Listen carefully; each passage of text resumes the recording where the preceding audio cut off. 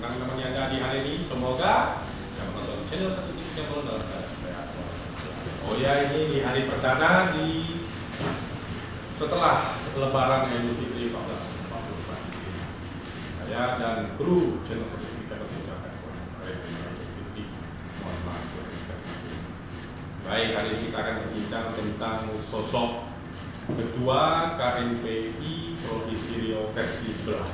Karena ada dua, ya kan? Siapa dia? Beliau adalah Ketua Langsor. Assalamualaikum.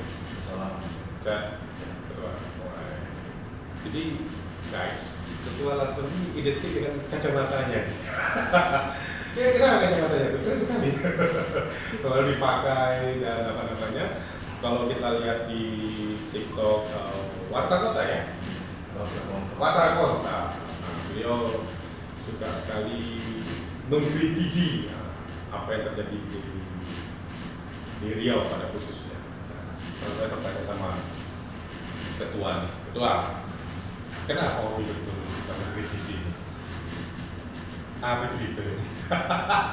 Dibilang hobi enggak juga. Nggak hobi.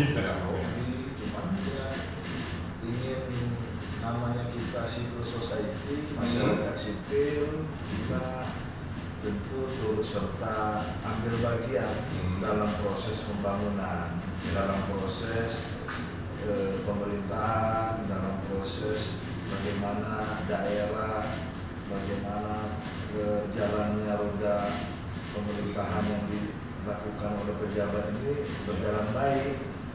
Kan untuk membangun itu bukan sekedar puji memuji, kan?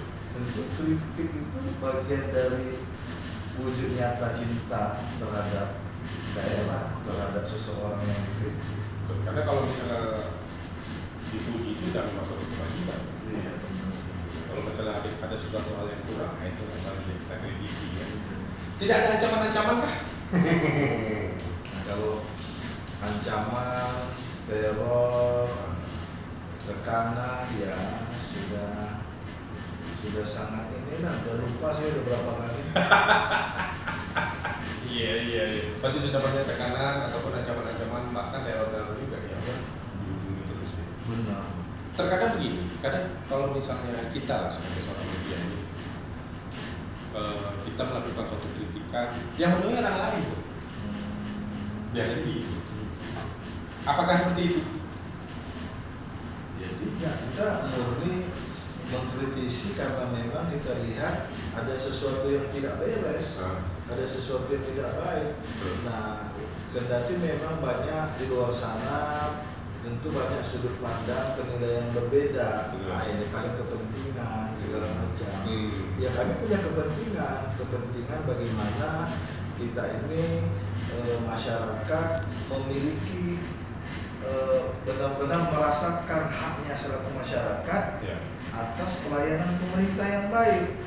Kalau pemerintahnya ngawur, ya tentu tugas kita mengkritik, bila perlu mengeksekusinya dalam bentuk laporan. Ya karena memang itulah sejatinya masyarakat sipil ini, nggak ada lagi yang diperbuat. Itu wujud nyata bahwa kita sangat menjaga, sangat mencintai kota ini, terutama sangat menjaga namanya pejabat-pejabat itu jangan sampai menyimpan. Kira-kira begitu. Ya. Dan dari laporan-laporan ataupun yang dari kritisi yang disampaikan oleh Bu Langsor sendiri, apakah ada tindak lanjutnya dari pihak pemerintah sendiri?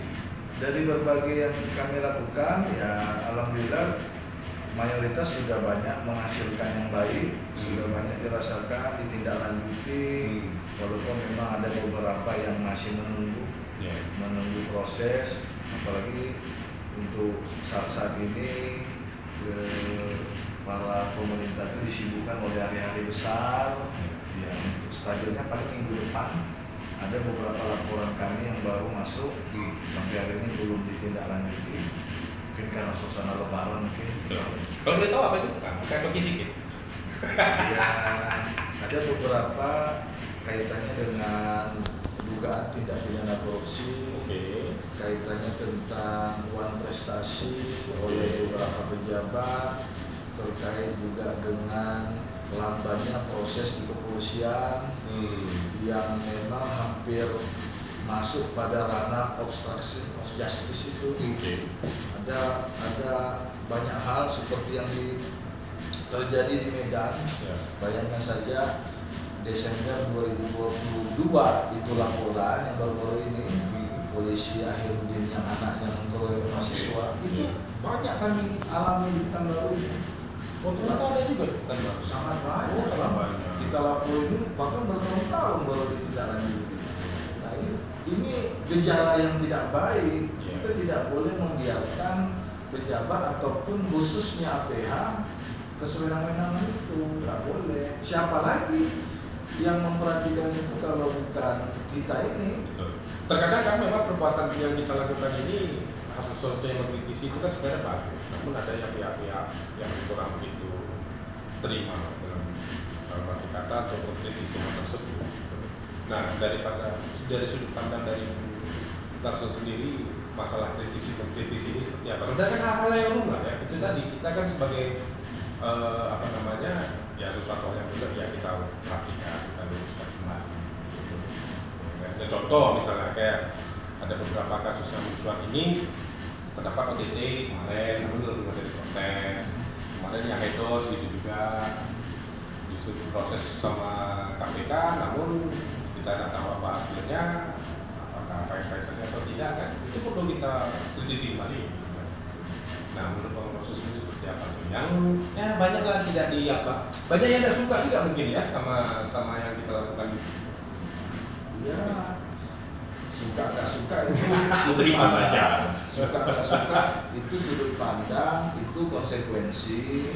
Saya masih ingat nasihat orang tua dulu, kalau kita disukai oleh 100 orang, pasti yang tidak menyukai 100 orang juga, bahkan lebih. Nah itu memang dalam hidup memang seperti itu, tergantung bagaimana kita melihatnya. Kadang-kadang kan miskomunikasi itu yang justru mendahului. Mereka tidak tahu bagaimana tujuan kita melakukan hal itu kan. Kadang memang juga terantuk dengan adanya kepentingan itu. Kita mau mengoreksi, mengomentari, bahkan mengkritik seseorang. Tahu kawan ini, kawannya pejabat itu kira-kira paling berputar-putar pada hal itu juga. Bagi kami nggak masalah. Kami punya tagline nih Bang. Nah di PDKMP Provinsi Riau, saya memang ber-KMP itu memang dari tingkat kecamatan. Nah semenjak saya pengurus sampai sebelum menjabat ketua, KMP ini memang berputar pada hal-hal yang sifatnya sinergitas. Mohon maaf tanda kutip, kental sekali ilmu jilat-menjilatnya. Saya memang di situ sangat berbenah. Kalau bisa kita jangan terlalu kental di situ, karena kita nggak akan ada artinya ketika sikap kritis itu tidak ada. Nah semenjak Musda yang ke-14 2022 di Hotel Grand Elite, kami ingin memastikan bahwa KMP ini hadir untuk menyimbangkan, paling tidak apa yang kami lakukan benar-benar ada artinya. Kami ingin berbuat walaupun memang di tengah keterbatasan. Begitu banyak Bang. Selama ini KMPI kan anak kandungnya pemerintah.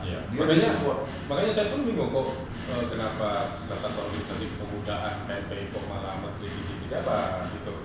Malah apa namanya itu tadi anak didik dari pemerintah sendiri, bahkan dananya pun dari pemerintah sendiri itu juga.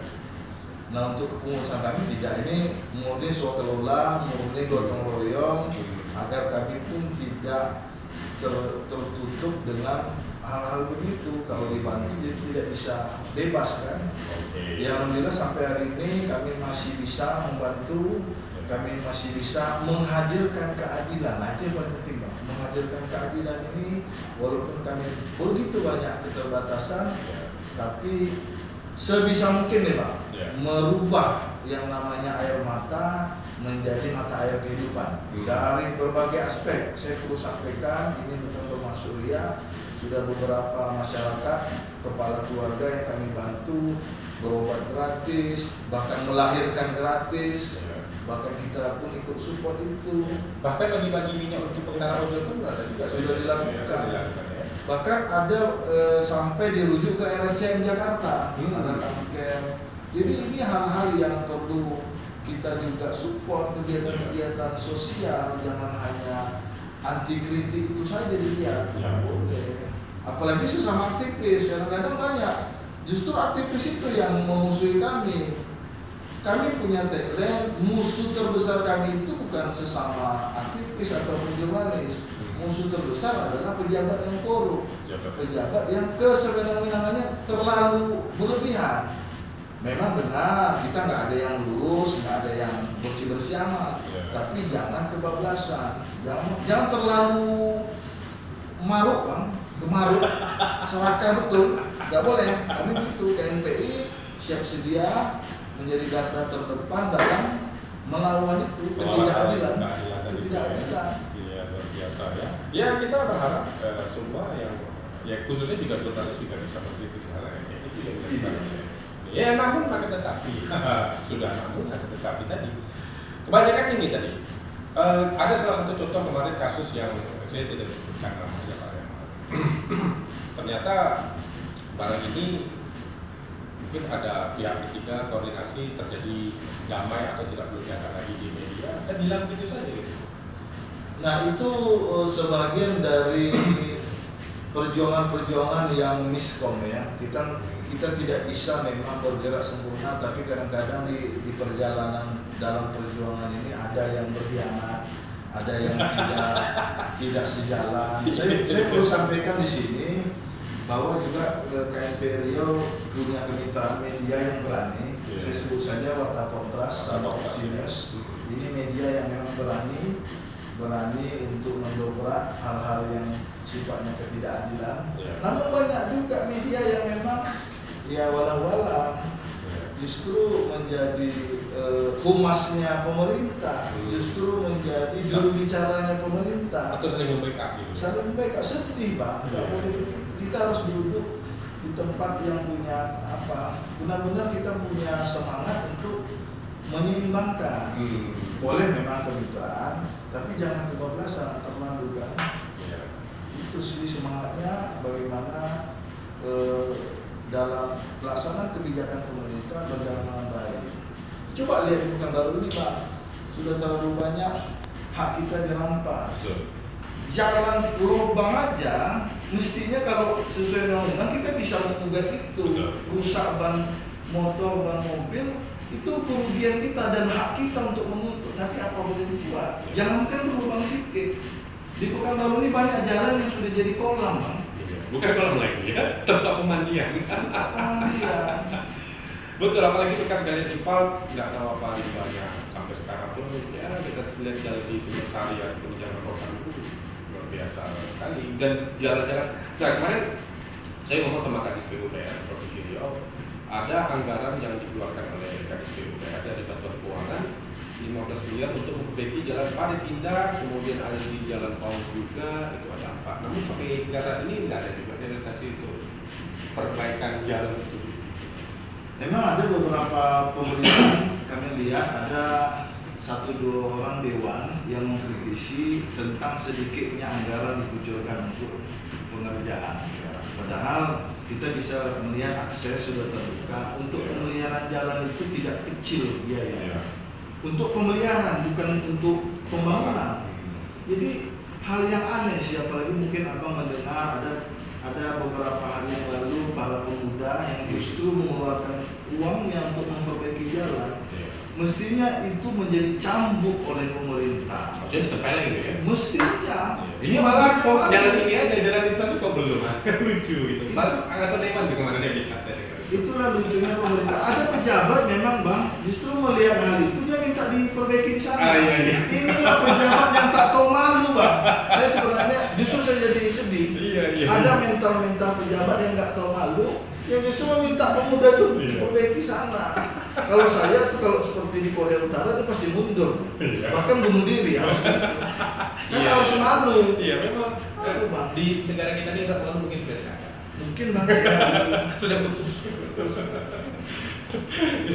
Ya, kita memang lakukan kemarin podcast sama si Bambang itu, dan dia juga melakukan hal yang sama. Jadi kita melihat di Jalan Paling Indah ataupun bagi yang rekan-rekan yang ingin mengaspal, bisa hubungi saya. Bahkan tadi Bung Warson juga bilang, bahkan salah satu pejabat juga, nomor ya, ada yang meminta harus di sana lagi sana, berarti ini nggak tahu malu pejabat. Saya jadi sedih bang, sedih sebenarnya, tapi mau tak mau kita harus sampaikan. Pejabat ini sudah punya fasilitas, sudah punya kewenangan bang, sudah punya kewenangan loh. Tapi saya boleh buka di sini, justru yang dibangun oleh pejabat kita, pemerintah kita adalah institusi yang sifatnya vertikal. Institusi kantor-kantor yang sebenarnya seyogyanya dia sudah dibebankan oleh APBN. Katakanlah kejaksaan, kepolisian, Mapolres. Abang mungkin coba pergi jalan-jalan ke Mapolres, ngeri bang, prihatin kita. Ratusan miliar uang kita habis percuma hanya untuk membangun begitu. Itu tertunda hampir 2 tahun lebih. Sebenarnya mereka sudah ada beban APBN bang. Ini sebenarnya kita harus bersatu padu untuk melihat ini. Jangan kita lengah. Sementara di satu sisi banyak sekolah yang atapnya bocor, banyak jalanan, banyak lagi gedung-gedung pemerintah daerah yang tidak dirawat. Kok sebegitu ngerinya bang? Ini ngeri. Jangan dianggap sepele. Mental-mental pejabat begini mesti dilawan dengan apa? Dengan semangat proaktif dan peduli. Kita harus peduli. Saya ingat waktu saya masuk media ini, sebenarnya keinginan saya itu adalah untuk menyentil, tanda kutip ya. Kalau media ini kan dengan menulis, ya mudah-mudahan sadar. Namun saya dengan waktu kesadaran kita itu bisa dilaporkan kembali. Sepertinya undang-undang kita sudah berlaku nih. Jadi individual yang menyerang sesuatu orang itu, mau tak mau nanti kita diserang balik juga oleh oleh orang-orang tersebut. Kalau boleh saya tanggapi sedikit, saya memahami tentang undang-undang pers. Saya sudah puluhan kali dilaporkan. Jadi kita sering berargumentasi dengan penyidik terhadap ataupun bagi teman-teman media, janganlah takut. Justru anda ini jauh lebih aman. Anda ini dilindungi oleh undang-undang pers yang sifatnya lex spesialis.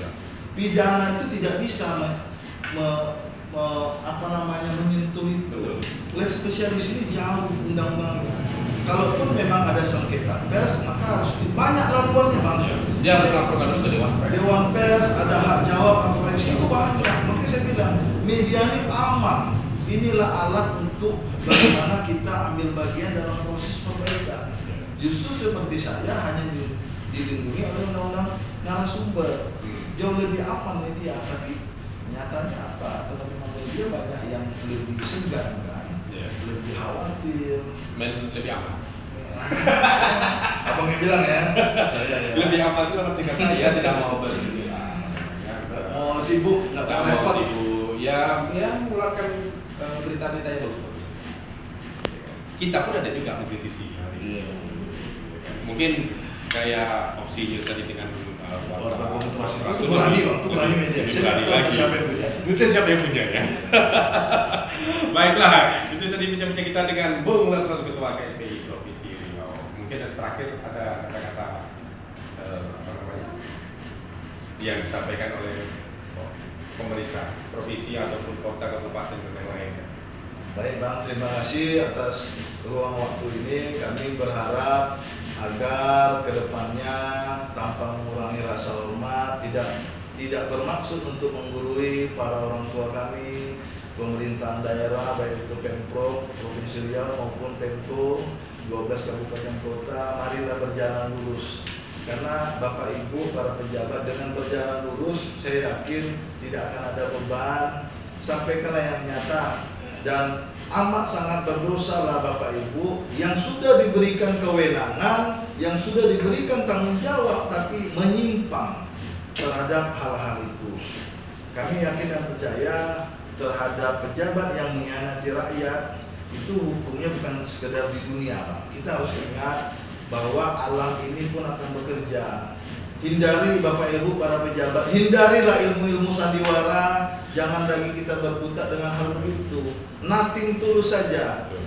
Tolonglah pimpinlah masyarakat ini dengan ketulusan. Dengan demikian masyarakat pun akan tulus mengikuti arahan suri tauladan dari pemerintah. Kadang-kadang memang kita harus perhatikan, kenapa masyarakat banyak berontak? Karena pemimpinnya pun terlalu banyak, Bang Sandiwara, Bang. Mohon maaf, itu wujud nyata kami atas kepedulian kami cinta terhadap pemerintah ini. Semoga dengan peran kami yang kecil ini dapat serta-merta memberikan, menghadirkan keadilan, menghadirkan kesejahteraan dalam beberapa aspek.